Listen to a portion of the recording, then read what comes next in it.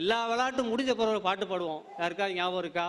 அவங்கவுங்க வீட்டுக்கு அவரைக்காய் சோத்துக்கு, இருக்க வீட்டுக்கு முருங்கைக்காய் சோத்துக்கு, பக்கத்து வீட்டுக்கு பாகக்காய் சோத்துக்கு, கடைசியாக புள்ளப்பத்த வீட்டுக்கு புளியங்காய் சோத்துக்குன்னு அந்த பாட்டு முடியும்.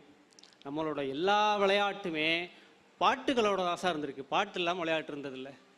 ஏன் அப்படி ஒரு பாட்டை வச்சுருக்கான் அப்படின்னா, விளையாண்டு களைத்த உடம்புக்கு காய்கறிகள் நல்லது.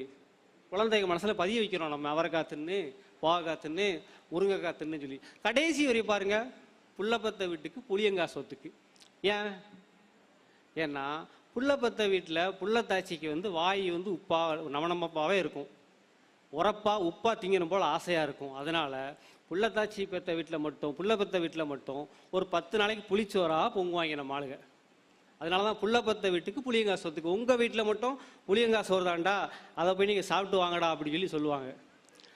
இப்படி தான் சார் நம்ம பண்பாட்டு கூறுகள் நம்மோட பின்னி பின்னி பின்னி பிணைஞ்சிருக்குது.